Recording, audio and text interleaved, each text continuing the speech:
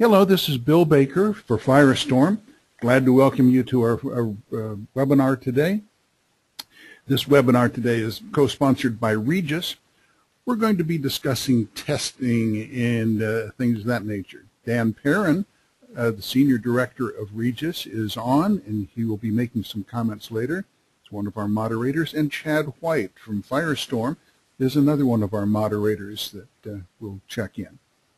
We do have, follow this on Twitter, #CrisisCoach, and we invite you to become our friend or visit us at Facebook, Firestorm Solutions.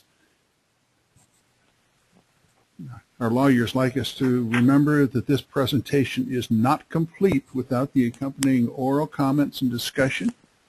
Any of our work product provided today should be read in conjunction with guidance by your national, regional, local authorities, as well as your organization's personal counsel. In addition, any of the information given should not be interpreted as legal advice or legal opinion. Today's webinar series is, we're thankful that it is underwritten by the Regus organization. We have Dan Perrin of Regus on now. Dan, could you make some introductory comments?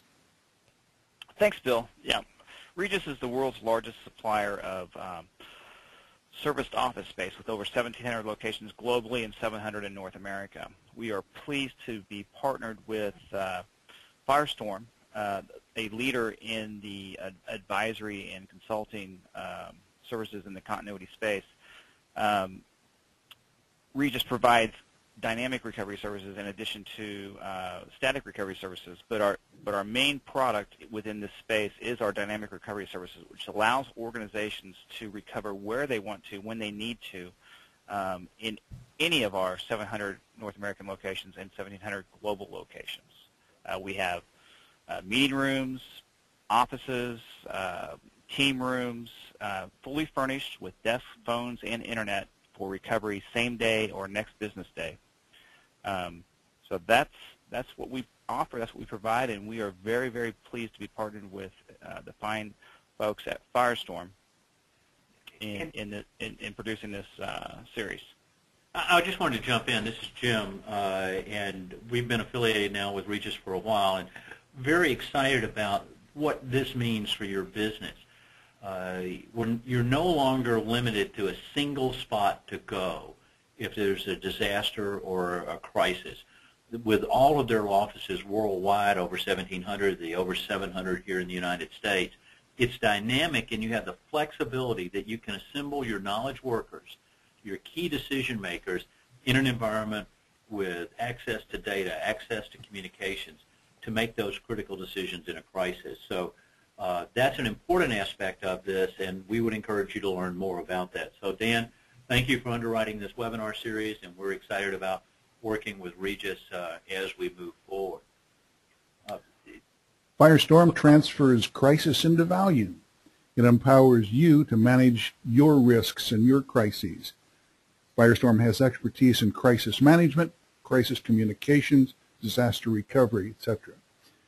This webinar is part of the Crisis Coach webinar series in conjunction with Regus, and this is the fourth of our series. Why, what, and how do you test? You may watch and get caught up with previous webinars at firestorm.com/Regus, and you can also register for future webinars on the Firestorm site as well. Our speaker today is Jim Satterfield, President, Chief Operating Officer, founder of Firestorm. He is an expert in all aspects of disaster recovery, training, workplace violence, you name it, that's his business, his only business. Jim, on to you. Thanks. And I think I also vacuum and clean up on some days as we go through things. We generally start our presentations out with talking about an update of what we're seeing in the news and trends and items, and we probably have all been seeing some of the things from the past week. We had an explosion and fire at an Arkansas nuclear plant, and fortunately we're not dealing with a Chernobyl or another major event around it. It was controlled, but those are scary words, explosion and fire. in a nuclear plant, and it's another reinforcement of why it's good to have plans and procedures in place. We saw at the University of New Haven that the ability to make phone call averted deaths in that situation, so how your crisis communications plan focuses, and we'll talk about that in another webinar another day. We all saw the New York train derailment that occurred and the deaths associated with that, and this appears from all practical services to be a fatigue-related problem. A worker who was lacking sleep, who fell asleep literally at the switch, and as a result of that, the impact. And I think when we look at it, we remember that every crisis is a human crisis, and when we say that, we normally are talking about the impacts, the people that are involved, but in many of the cases, it's the situation that it was the human that the problem occurred associated with them and their abilities in that area. We've seen some communicable illness being a significant factor. We had the outbreak at Princeton and also in San Diego at another college. There was a report out this week that the largest risk facing insurance companies today is pandemic. So if you haven't reviewed your communicable illness or pandemic plan, that's a good reminder for the start of the year to areas to focus on. We've seen over the last 5 weeks winter storms moving across the coast from the west to the east, and it certainly had an impact on all the things that you're seeing here. There's another storm that's looking like it's going to be hitting at the end of the week, and we're in that period where this is now creating a significant business disruption. Not listed here is what we've all been seeing in the news over the last 24 hours, and that's the coming out of the services and remembrances of Mandela. The person who was doing the signing there and interpreting that was on the stage. We had an individual who was standing literally inches away from some of the top leaders of countries from around the world.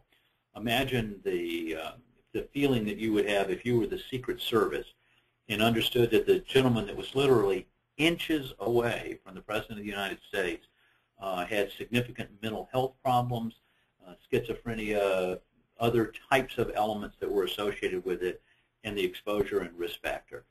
Identifying vulnerabilities and threats and risk and putting those plans in place are obviously critical. It's certainly critical if you're the Secret Service and protecting the President. We have, as you probably all know, a large number of Secret Service agents both on our expert council and on our solutions board. And they would all tell you that if the Secret Service draws their gun, that the plan has failed.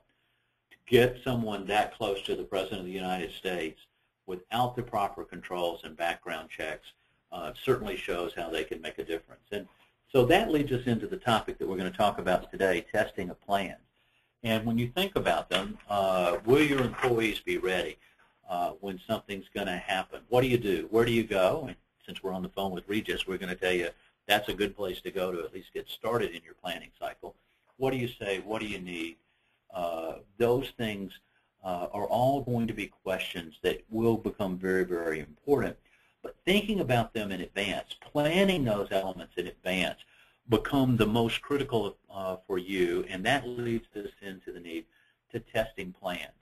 So we test plans to identify weaknesses, to see where our plans would not necessarily address what they need to. Maybe there are gaps associated with it. Also to stimulate some changes if we really want to start to get our organization to be more responsive and look at it. We're also looking at errors that are committed. What wrong decisions are made? What failures occurred within that? Providing insights to gain buy-in. One of the best things that you can do if you want to get more senior management commitment into your planning process is to do a test exercise. Because as they discover for themselves and going through and making those decisions, you'll find that you'll get more support as you're expanding it, expanding your planning. And it's also a way to elevate what you're doing from a tactical level to a strategic within your organizations. And it will give you an opportunity to utilize the lessons that are learned throughout it. We've been doing a series of exercises here in the fourth quarter for a variety of companies. We did an exercise for a pharmaceutical company just the first of this week, and simulating a striking of a tornado and resulting fire and the impact on their business. And At this particular plant, the world supply of one drug was located. It had one particular piece of unique equipment that was designing it. So you think about those single points of failure. Over the week prior to that, we dealt with a large insurance company and an organization and stressed that organization as they went through a crisis, and then a major bank and dealing with a communicable illness outbreak and how they would make decisions and process through those areas. So these are all the reasons that you need to test your plans and the outcomes. The benefits, you can then practice your response. You'll better understand, and there's more predictability of what's going to occur as the events start to come together. As people participate, they understand the vulnerabilities, the threats, how they interrelate from one department to another, identifying the problems, and then I'd rather commit the error in the exercise than wait until the live event to where you're trying to do it. So there's a long list of benefits that come together. Now, the reason as we think about these things is that as you think about a crisis, everything you learn in the first 24 hours is wrong. Maybe it's not completely wrong, maybe only some of the components are, could be how it's responding to. But in a crisis, you're going to be forced to make decisions based upon wrong information. And so that's why having the process, the procedures, all those plans that you've been working on clearly become very important. And the plans have to focus on how you do things, just not on what you do as you carry forward. So the focus for the participants as they go through, and as we will step you through some exercise samples in just a few minutes, at each stage, and as you have the escalation from the first phase to the second to the third and the fourth, you'd want to focus on what's changed. What is it that they know, not what they think? Because you're going to have to make decisions because of that wrong information area around what you know. What are you concerned about? And then what is your plan? How are you going to monitor? What are your messages that you're going to give out? Looking at what are your 3 key messages to each stakeholder group, all come together. So that's where the focus falls on the participants in the exercise. Now, the purpose of doing it is to allow management to assess their plans and their feasibility, to assess and measure the degree to which people understand, to enhance cooperation, communications, proficiency, identify areas to improvement, and increase the ability to management and staff to respond to those emergencies. So those are what we're thinking about when we think about the purpose of an exercise. The scope and objectives, we really don't want to jeopardize normal business operations. So many of the times you'll find us doing these as tabletops instead of actual simulations. And then as we do them, organizations get better. Something you might want to consider trying within your organization, if you run an exercise and then immediately run a second exercise afterwards, you'll find your management team does significantly better in the second exercise. Just the thought process of doing it improves the performance levels with it. So as you do multiple exercises, one a quarter or every other quarter or at least once a year, that's the minimum standard, you would start to increase the levels of complexity, getting more people involved. You really want to demonstrate a variety of response proficiencies as you do it, uncover these inadequacies, and we might want to deviate from the script in some cases. If you find that you have an individual that might be dominating the response, you could make an intervention into the exercise, taking that person unavailable for a period of time. But in whatever the objectives are in the specific exercise that you're going to accomplish, you want everyone to understand that going into it. Now what we want to do as we think about what those expectations are, you start to see them listed here. But the first one is it has to be realistic. You know, landing the space attack from Mars or the zombie apocalypse, you lose that realistic area. And while humor is good, and we certainly use humor a lot in our webinars and our involvement, you want this exercise to parallel what would be occurring within the company. Because what we're talking about here is that every crisis is a human crisis. And what these impacts are should be taken seriously as you go forward.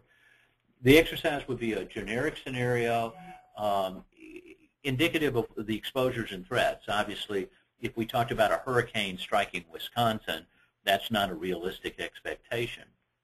But so what's the exposures within your area? You don't want them too long. You don't want to wear the team out. Generally, if you're doing a tabletop, the exercise itself should probably be an hour to an hour and a half. You might want to plan a lead-in talking about crisis management, explaining some of those activities. That lead-in could be half an hour to an hour.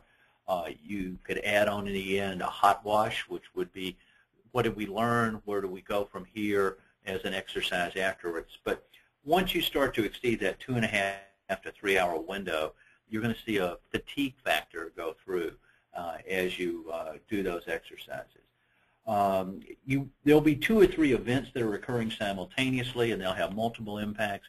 And just as we would do a business impact analysis to help in building your plans, you want to figure for everything that's occurring, what are the impacts, and having your crisis management team understand those impacts, focused on it. We don't want to make this thing so complex that it becomes unrealistic, and alternative processes need to be considered, and that's where things like you might even want to set it up to do this with an off-site exercise. Use a conference room at like a Regus location, which is part of your dynamic recovery, to test your plans and carry that process through as we're moving forward.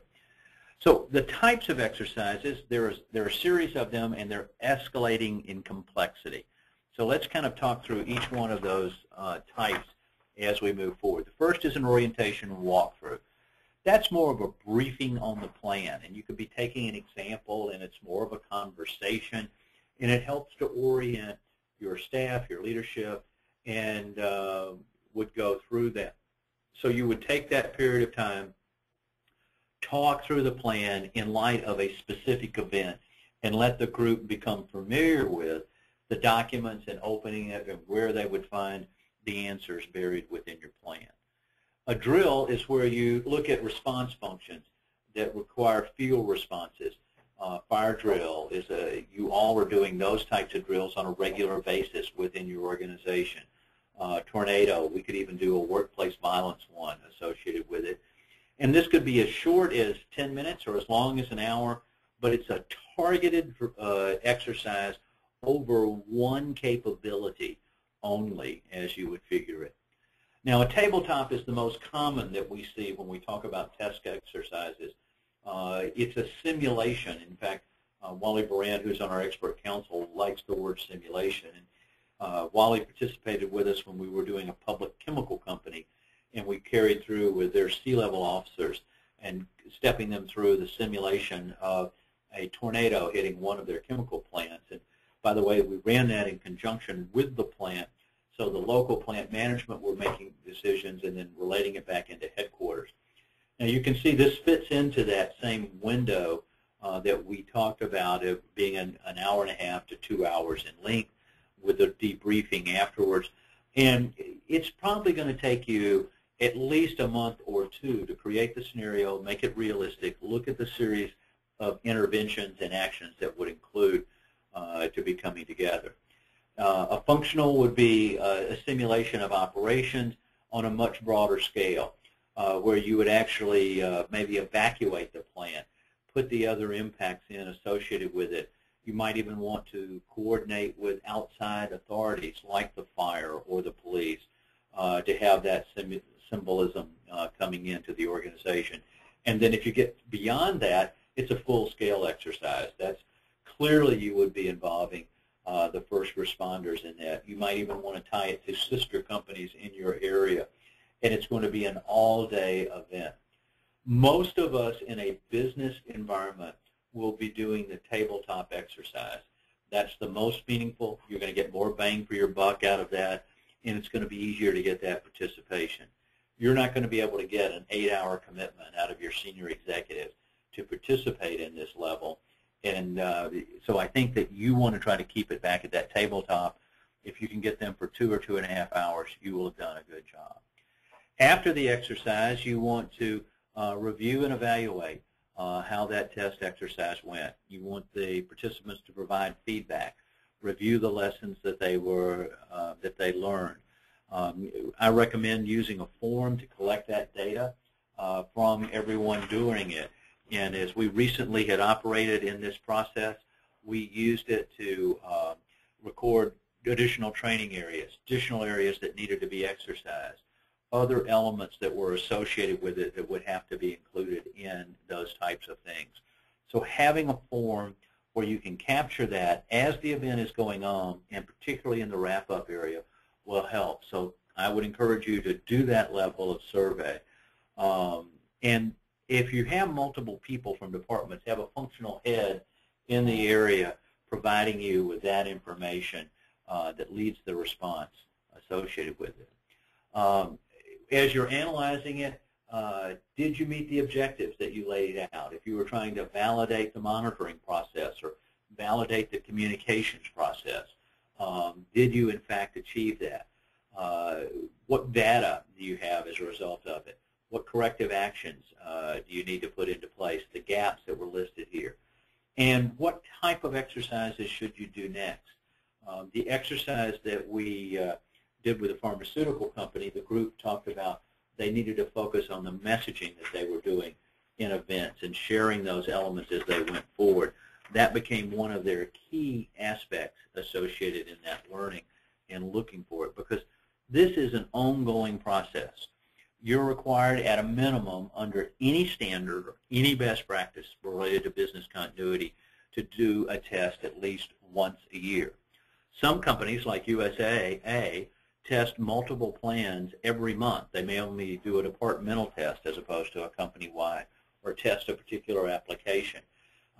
Doing it at least twice a year is significantly better than doing it once. Our recommendation is to try to do something each quarter. You probably will only pull your senior executives, though, in to one major event each year. So let's take a look at a sample case study, a tabletop exercise, and just to give you an idea of what it might look like as we go through and put those areas. So we propose a date in the future, and that's what you would always do in an exercise. So this would be something that we're saying would happen within the company next August. And as we go through, and by the way, we were generally referring to this in most companies as a stress test, stressing their ability to make decisions in adverse situations when there's a great deal of uncertainty going on. These test objectives would fit this particular exercise to validate and understand the monitoring process for the crisis situation. Remember, we said a few minutes ago that everything you learn in the first 24 hours is generally wrong, so you're going to be forced to make those decisions based upon wrong answers. So you need to understand that process. Identify the impacts, and as we know, we're looking at impacts on employees, on brand, on reputation, on financial health, operational functionality. But what is it going to mean to the customers, the senior management, the board, the public at each phase of the operation? Understand how we're going to communicate, what are our message maps, and the communications could be cell calls, could be text messaging, could be a bullhorn to talk in those individual areas and communicate. In going through an exercise recently with a group, they were sheltering in place in a facility, and then they realized they had no way to communicate with the people who had assembled in the room. Determine how to adjust the crisis response and recovery strategies, because when you think about all of these elements, what our plans do are bias time. Before an event, we have the luxury of a calendar. During a crisis, we're dealing with seconds. And so what we want to be able to do is to make sure we get our people where they need to be, doing what they need to do as quickly as we can. And then on the recovery, we're trying to shorten the recovery cycle as much as possible. The faster we can be up and running becomes critical to the survival of the company as we move forward. And lastly, we wanted to find opportunities to review, to improve our crisis management or our continuity of operations plans or business continuity plans or communicable illness or workplace violence or social media risk, whatever plan you're testing as you would put it together. I would normally show a slide like this at the start of the exercise so that everyone that's participating knows what we're focused on as an objective for that event. Also, it's good to lower some tension, and you would say, here are our assumptions and instructions here. Notice the last line there that is in the gold color. There is no predetermined solution to this exercise. So we're not going to penalize people for what they say and how they go forward. So it's not going to reflect negatively on their department or on their company or on their people, just to make the best decisions that they can at each step along the way. That's important because if you've got new hires in from the company who may not know the plan, you don't want to put them at a disadvantage as you go forward in starting to work through and understand at those standpoints. So now we've kind of set the framework for what we would anticipate happening in the exercise. I have another slide up if you want to look at it a different way. You could go beyond the objectives and then state here are specific goals that could be accomplished. We've used the goal process in sometimes in working with a company, particularly if you've developed a new plan or done a significant update. You want to force them through the exercise to refer to their plan. Many times you'll find someone in an exercise making things up. Well, we're going to go do this. Well, show me in the plan where it says that you're going to go do that, or show me in the plan where it says how you do that. And there you come to the conclusion that there isn't that opportunity. So again, if you've got specific things that you're looking for, you've got the objectives, and then you could give these other goals as another way to emphasize where you're going. Now, generally, when we're doing an exercise, we give some background before we start the various phases of escalation. And that could be as simple as a single slide, or it could be multiple slides if you're providing more complex information. By the way, the most complex exercise that you can ever run is one focused on communicable illness. That is the most complex, and it's associated with loss of workforce. There are only 4 things that you can easily exercise in a tabletop exercise: loss of facility, loss of workforce, loss of information or data systems, and loss of brand or reputation. So when you think about it, when you do an exercise, you're testing 1 or 2 or 3 or even 4 of those elements in the exercise that you do. So it's loss of facility, loss of workforce, loss of data, information, communications, and then lastly, loss of brand or reputation. So a product recall might be a loss of brand or reputation associated with the company. A tornado could be loss of facility, could be loss of workforce. Communicable illness is clearly a loss of workforce associated with it. So as you think about those elements, you want to build that in. That's part of the reason why there's such a complexity here. And when you think about this, even if you're doing a 2-hour exercise, it's not 2 hours of time. It's all of the time in preparation of getting everything put together, developing a realistic scenario, and carrying it through, and then conducting the hot wash and the event afterwards. So for doing a half-day event on that standpoint, if you're teaming with an outside consultant or if you're using your own internal staff, look for that day of the event that you're doing it, you'd have 2 or 3 days of preparation and then probably a half a day or more of follow-up afterwards. So here's some background information. It's you give a description of the company, the setting, the head count if they're not familiar, or whatever statistics would be appropriate.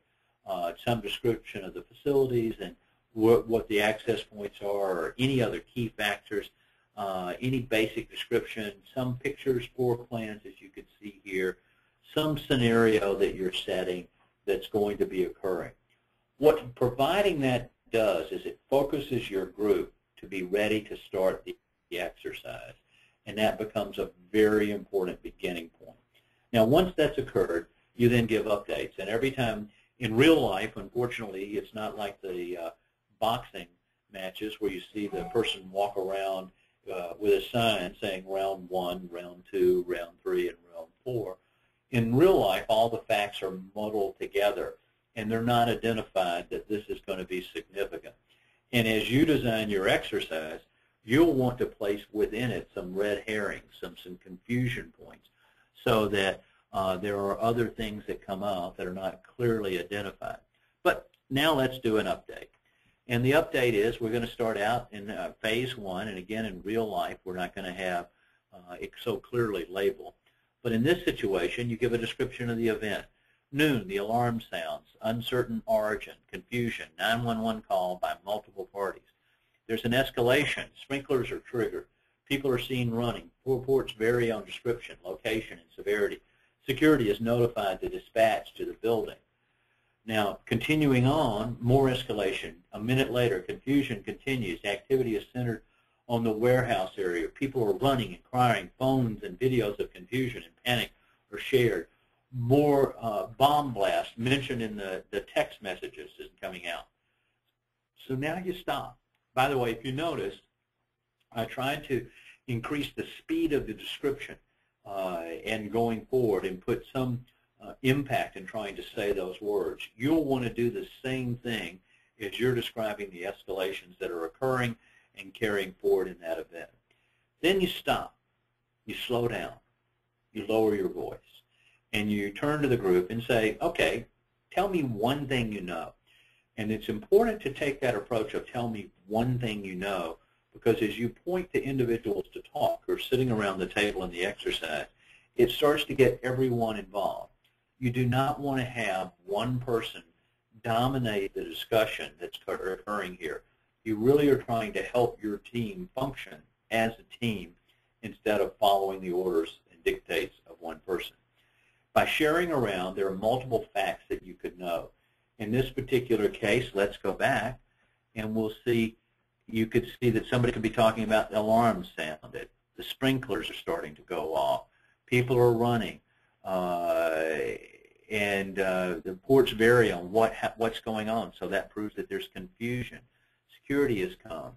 The warehouse seems to be the target, and now you're starting to see postings out on the internet, and so the social media changes. Social media changes the impact of any event because now it's instantaneously in the public domain. And finally, the bomb blast is mentioned in some of the messages that are starting to come together. So you want to have them bring those points up as they're talking around the table. If they miss some, that's fine. You can throw those in. A recommendation, if you're facilitating this process, is that you don't say them first. You let the participants say the things, and then you make your comments at the end. Then ask them, are they concerned? And they may be at this point, and clearly an example that's as extreme as the one you've just seen, you could see that they have a right to be concerned associated with it. And so you ask them to tell you what they're concerned about, what is their plan at this point, and what are they going to monitor. And again, I would say, tell me one thing you're going to do, and I kind of work through the group to get them all talking and moving. As you have this discussion on a phase of this description, going through these types of questions would easily last 10 or 15 minutes, perhaps longer, depending upon the nature of your exercise. But now you've set a pattern. Just about the time that conversation starts to wane, you then hit an update. You bring them a second intervention. And I'm not going to show you every one of the phases of this particular exercise all the way through, but I did want to give you some of these to give you a feel for what was going on. 1204, the 911 is called, fire and police dispatch, more reports, explosion and injuries, confusion, notice to evacuate the building is given. At 1205, screams are heard, security arrives, debris and widespread damage, injured seen by security, paramedics dispatch, lab isolated by security, there's chaos. Well, what's changed? Now we've got these other knowns, we've got injured people, we've got all the other elements here. And one of the things that we know in these types of events, that as the first responders come, you lose command and control of your facility. Others are going to take over and control from those standpoints. Again, now we start to have more discussion as we were going forward. But you start out with asking everyone to tell you what's changed. And many times when you do an exercise, as we've just described here, you'll find people say, well, gee, I wish back in phase 1 we had done this. Or if you're, by the time you're to phase 3 and 4, they clearly will see some things that they wish that they had jumped on earlier in the day to put together. Again, you continue to ask the questions that you see listed here. Again, you're stimulating that discussion as you're going forward. Now, what you could also have is more detailed questions that come up. I gave you high-level questions on the what's changed and what do you know. Now, here's an example of taking it down to a more tactical level in an exercise. You're asking much more specific questions. Are employees trained for this type of emergency? Which employees? Does our site plan include an active shooter response? Which departments have a role? How do you control access to the site? Who's responsible? How do you manage employees? Are critical phone calls getting through to security? How do you prevent the media and others from entering the site? So discussing those things tactically, an incident command basis. Now you've seen we've taken it from a more general discussion here at a higher level within the organization down to a more tactical discussion in terms of issues that are physically coming through. If you haven't done an exercise in your organization, I recommend doing one exercise first at this level, this more general high-level management overview, and then as you do the exercise the next time, carry it to this level. As an alternative to splitting it that way, you could divide your group into two functions and have two facilitators. One functional group could be the crisis management dealing with a high level, and the second group could be more your incident response team or your emergency response team, depending upon your termination and jargon within your organization, and have someone else feed it more tactically and feeding that information back and forth between the two groups. We've found that doing those exercises with the two groups simultaneously are very beneficial to each group. We've done them with separate rooms. We've done them in the same room where each group can kind of overhear what the other is thinking about and dealing with. It's a great way to start to build your team and get your interaction going as you move forward. So now let's do a new scenario. We would have gone through a separate one, which is a completely different company. Don't consider this as an add-on to the discussion we've had now. In this new one, we would then give a background. We would have done the same thing about what the objectives were. We would have done the same thing about what the rules were in doing, but assume that we've done those. And now let's move into a different scenario. And this one has a different feel, and I wanted you to view it because when we talk about a business crisis, the event that we just went through was what we would call an acute business crisis. It's an event that was very targeted and hit a specific location. The next scenario is going to be a different one, and you'll see it unfold as we talk. XYZ is a leading furniture producer for the home, as well as for the hospitality and healthcare industries. XYZ has annual sales of over $2 billion. It has 350 galleries and stores, and is North America's largest single brand retailer. The majority of XYZ's product mix is upholstery. Unlike the majority of the competitors in the furniture industry, the major component product in upholstery furniture is polyurethane foam. Polyurethane foam requires a large volume of storage space, and as a result is shipped on a just-in-time inventory basis. Therefore, inventories of the raw material are very minimal. Each division of XYZ has a different mix of polyurethane foam suppliers and finished good inventories. Now, this is an exercise that we would be doing at a board level, and that's an interesting thing for you to do because the board has a very unique set of rules and terms that they need to become involved in within an organization. And this is based on, by the way, a real threat that occurred in a particular industry, and you'll start to see how it unfolds in this first phase.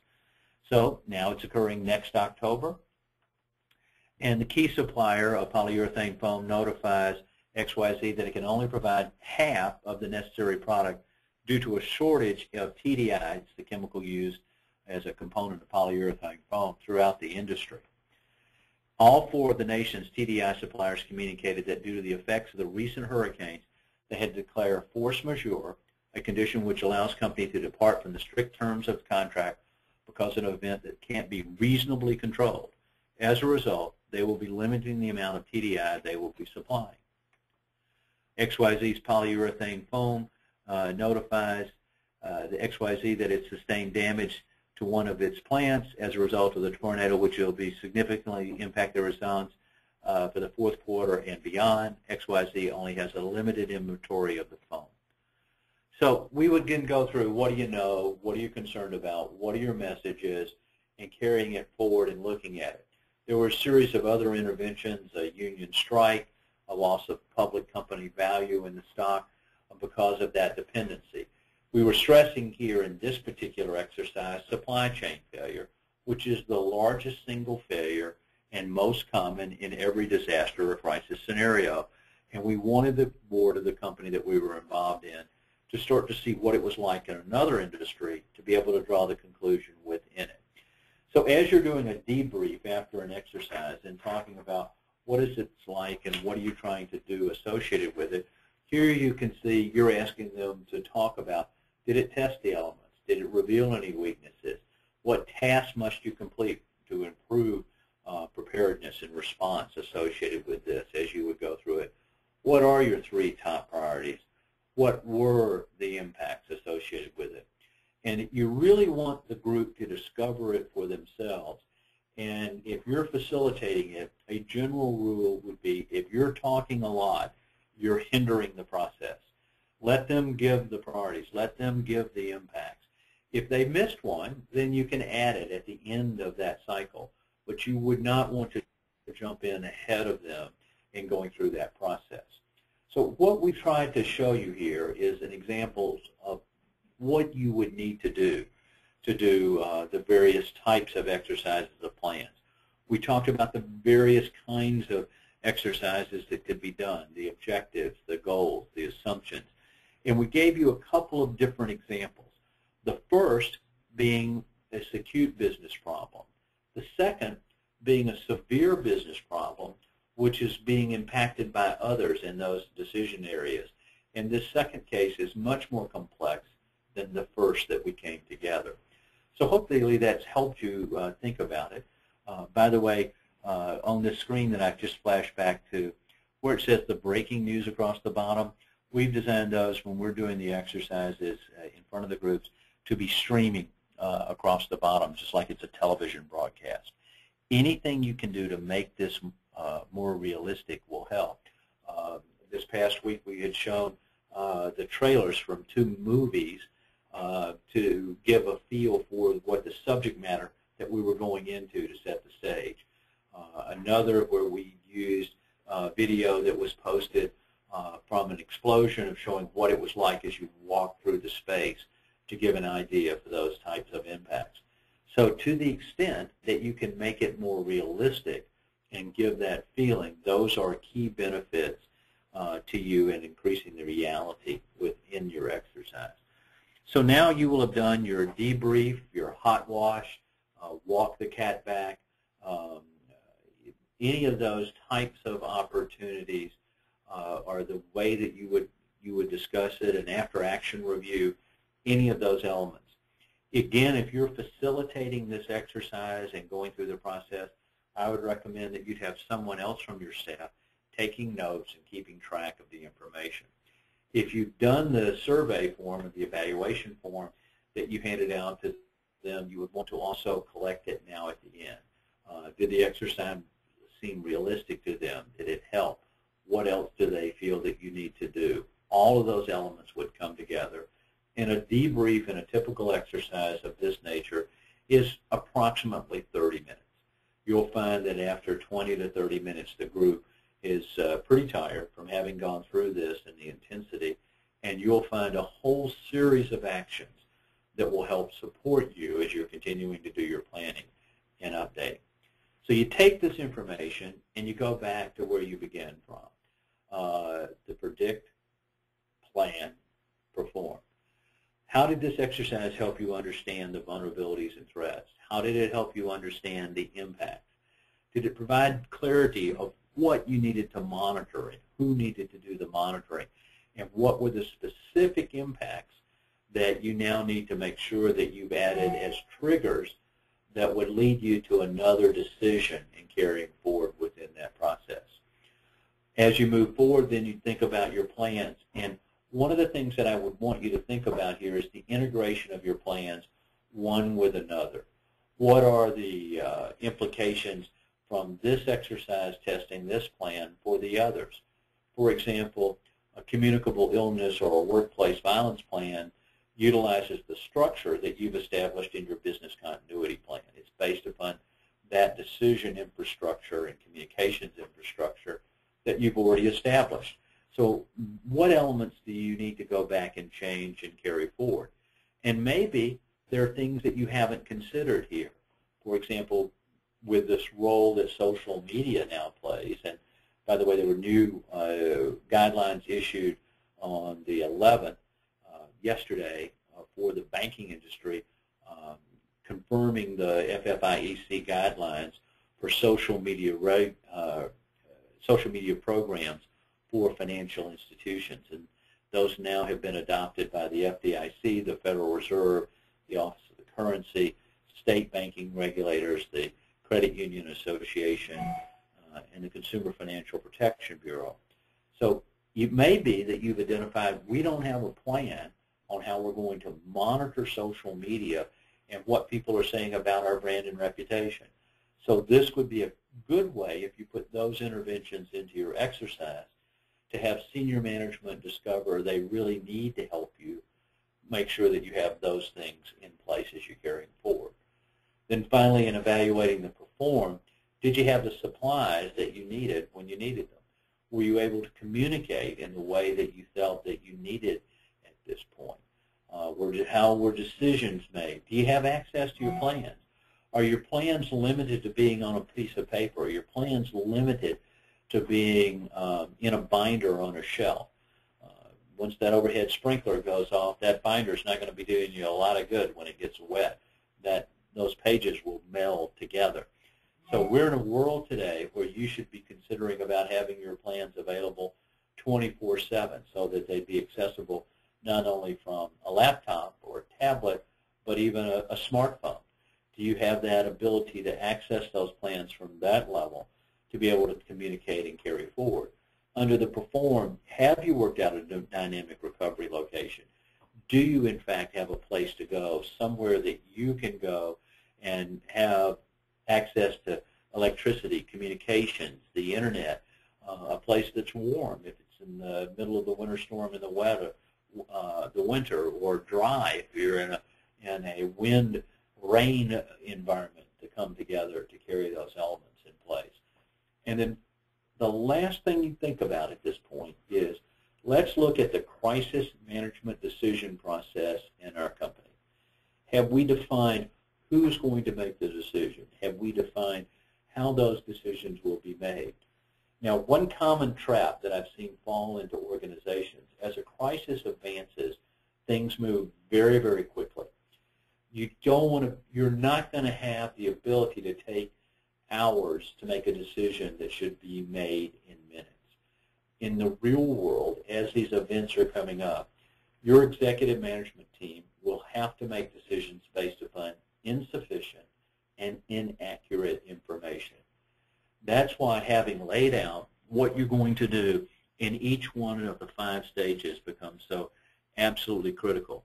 In the pre-action phase, what are you doing to train your people, to document your plans, to identify the vulnerabilities and risks, to identify your critical vendors, to monitor that they're empowered to do it, to do what they say to do if they have those plans in place. At the onset, you're going to be primarily focused on your emergency plan. That's your shelter in place, your evacuation, your life and health safety issues, the types of things that you could see OSHA being concerned about. Then you're going to shift quickly from there as you deal with that issue into the impact assessment. Have you identified who is going to be assessing the impact? What forms do they have? What tools do they have ability to do that? Because based upon the severity, you're going to make a quick decision. Do we escalate this to the crisis management team and make a crisis decision? Or is this remaining down at the incident response, will be minor and have minimal impact? A tool that will help in that area is a crisis activation matrix, looking at the types of events that would occur and dividing them into a minor, a moderate, or a major event, defining who makes a decision in each one of those areas. Human, for example, if there are only minor injuries, maybe that's only an incident response or an emergency response area. But if there have been significant injuries or deaths, then that's probably going to be dealt with at the highest levels within the company. That's where your crisis management team would come together and carry forward.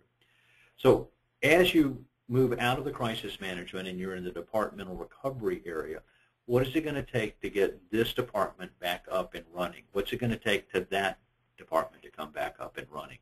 What are the departmental interdependencies? Which department should come up first? What are the external dependencies? What are the applications and systems that you depend on? What's the equipment and supplies that you absolutely must have to make those elements work as you come together? All of those things would be in the primary focus. And so in the first area, it's what do you need to know? Then in the middle area, it's where do you need to go? What supplies do you need to have as you're focused? In the middle area, I'm talking about is the impact assessment, the crisis management, the disaster recovery, those types of phases as you're coming through. And then in the last area, you're going to be what do you need to do and what do you need to say at this point? Because it'll be a return to a new normal within the organization as a result of all the events that have occurred. So predict, plan, perform. That's the process that you would use and test as you look at your exercises in going forward. If you'd like to know about your plan and how well your plan aligns to standards and best practices, this webinar series is being underwritten by Regus. And as a result of that, you could have an assessment done of your business continuity plan, or if you choose to do it on your workplace violence or your social media risk plan, we would be glad to do that. But the assessment is a $2,500 value, and the cost of that is being underwritten by Regus, so there'd be no cost to you.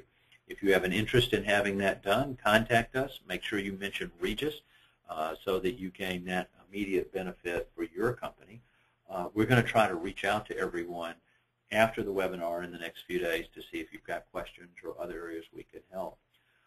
There are Regus and Firestorm Crisis Coach workshops around the United States. There was one held today in Denver, Colorado, for example. If you'd like to participate in a half-day workshop where you get to go through a full-blown exercise like we've shown here today to see how decisions are made in crisis, receive training on crisis management, go through these types of things and meet with and do that with other businesses in your area. If you'd let us know, we'll let you know the schedule for a Crisis Coach workshop coming to an area near you. I'd like to thank Regus and Dan in particular today for underwriting this webinar series as we are going forward, and hopefully you all found some information out. If you haven't considered Regus for as part of your recovery plan, you're making a mistake, because this dynamic recovery aspect becomes extremely important as you think about your plans, and where you're going to go is going to become a critical element within that process. So I would encourage you to think about that and work that into your plan. If you do sign up for the dynamic recovery with Regus, one of the benefits that you get is that you could do one of your exercises at the Regus location utilizing their conference room. So we just have a couple of minutes left. I don't know, Bill, if we have any questions that have come in through the question area. If not, we're going to give everybody back just a few minutes today to let them get back to their job and carry forward. Bill, are there any questions that you're aware of at this point? No questions, just a couple of comments. Good presentation, excellent information. Well, it's something that all of us are concerned about on a regular basis, and if your plan is going to fail, we want your plan to fail in an exercise instead of in the real world. Testing your plan is a fundamental requirement under any standard in the marketplace today. Hopefully we've shared some insights with you in that. If you've got questions, feel free to ask them to us, drop us an email. We'll try to reach out and call everyone individually. Again, thanks to Regus for underwriting this Crisis Coach webinar series. Watch for the future webinars after the first of the month. We'll be releasing that editorial calendar shortly as we go forward. In the meantime, if you have any questions, you can go to firestorm.com, or you can email us directly at webinars@firestorm, or if you want to speak with us, give us a call at 800-321-2219. That concludes our webinar for today. We wish everyone a happy holiday, Merry Christmas, and whatever you're celebrating in your home, may it be a joyful time together. Thank you again, everyone, and have a great day. Goodbye. Thank you.